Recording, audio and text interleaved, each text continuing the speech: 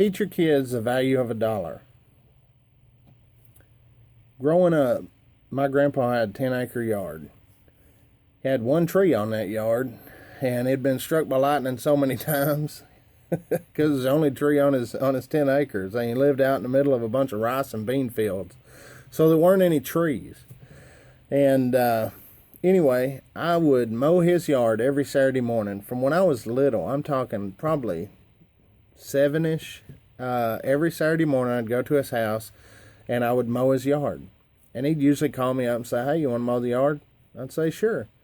And I'd get on that lawnmower at that morning and I'd mow until dark. And usually I'd finish up right about dark.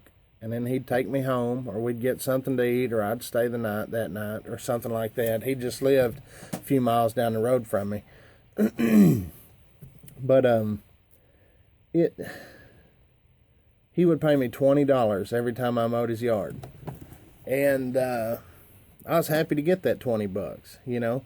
I'd usually do that on a Saturday, and then Saturday night or the next Friday night usually, I would go rent a Nintendo game or rent a movie. I'd get some airheads and some atomic fireballs. And, you know, that's what I spent my money on when I was a kid. I remember the small town video store there that rented games and movies and things. So I worked from a small age, and I grew up working hard. You know, I worked alongside my grandpa for a lot of years, and in the summer times when I wasn't in school, even after we moved here, when we moved away, we moved about 3 hours away, I would still go back in the summertime and work for him in the summers, all summer long. First day of summer out of summer break, I'd go down, and then I'd come back like 2 or 3 days or a week before summer was over. And during that time, during that summer, I would help him roof houses. He did a lot of roofing houses. He did a lot of renovations and building houses and sheds and stuff like that. So I worked with him all summer long, and I worked hard. I worked as hard as any man on his crew, and he paid me the same as he paid the men on his crew. And he told me never to tell him how much I made. And he said, "There's one thing, a man doesn't talk about how much he makes to other people. And it's good for the morale." That's what he told me. It's good for the morale when a man doesn't talk about how much he makes to another man. And even to this day, I hardly ever talk about how much I make to anybody. And it's for that reason that my grandpa taught me that at a young age. But I worked very hard, and I worked hard my whole life, you know. And the one thing, though, that I never learned was stewardship of my money. I could go work hard and make tons of money. I mean, when I was 12 and 13 years old, I'd make $400 a week cash. And I'm telling you that not to brag, because I would get paid on Friday, and by the next Monday or Tuesday, I'd be charging my lunch at the small town diner until I got paid again on Friday to pay my bill. That is where I lacked. And I try from a young age to teach my kids credit cards are bad, number one. Second of all, you work hard for whatever you want. And third, be a good steward of your money. Don't blow it on frivolous things. And I'm trying to teach my kids now to really start saving. They really need to start saving. And how to save their money, because that's one thing I never learned as a kid. And it bit me whenever I got married when I got married young. I was 19 when I got married. And I was an only child. My wife was an only child. She grew up with her grandparents.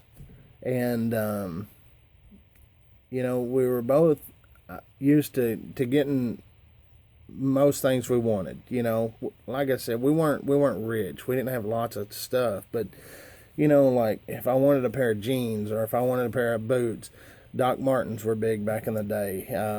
You know, Jordan tennis shoes, you know, stuff like that. If I wanted that stuff, I worked hard and bought that stuff. My wife, her grandparents bought it for her. Now, my grandparents bought me things too, and my parents bought me things too, but we weren't that well off. So it was like, instead of my grandparents buying me things, just outright buying them for me, they gave me the opportunity to work and buy them for myself, which made me take better care of things. But anyway, getting back on that, first got married, me and my wife, we started getting credit cards. And we got a lot of credit cards. And we got 12 credit cards. And we maxed out 12 credit cards. And we got 2 vehicle payments. And we got a house payment. And we got a 4-wheeler payment. And we got dish, satellite TV. We got, you know, we got whatever we wanted. We were high in the American dream. And that means up to your eyeballs in debt and living way above your means. That, my friend, is what the American dream has become to a lot of people. And we were there. And the phone was ringing at night. People wanting money, bill collectors. And I got tired of living like that. And that's when I started paying off debts. And that's when I started cash only. If I wanted it, I saved the money and I bought it. Or we didn't get it. And along this whole journey, we were having kids. So I had 2 kids by the time I finally got wise enough to understand that I need to do something different. And that's when I started working on cash only. And as I started looking at that, I started looking at ways to free up money. And one of the ways I started freeing up money first was saving money on food. And whenever I started buying stuff in bulk, that's when I went online and started looking at ways to store this bulk food that I had bought. And that's when I found the prepping community and how you could store things to last pretty well a lifetime. You know, nobody's going to say a lifetime. People's going to say 30, 35 years, 25 years shelf life, blah, blah, blah. Realistically, if you store things in a Mylar bag with an oxygen absorber and it's a dry good, it will last you forever until that bag gets popped. You know what I'm saying? If it's sealed up and it's right, realistically, it's good forever. It may take you longer to cook it, and the nutrition value, they say, goes down. But, you know, it's going to stay good because all the things that break it down are not even in there. So anyway, that's how I found YouTube. And I started watching YouTube videos and started subscribing to channels and this and that. And then I won a contest and I made a thank you video. And that's when I started making videos. And here I am now. But that's just a little kickback, walk back into my life. And teach your kids not only the value of $1, but teach them the stewardship of that $1. You can teach your kids how to work hard and make money as good as you can, but if you don't also teach them stewardship of that money, they may work their life away and never have anything. So put it together: the value of $1 and stewardship. This Coke Man 250 from the land of the free and the home of the brave. God bless everybody, and remember, prep smarter and pray harder.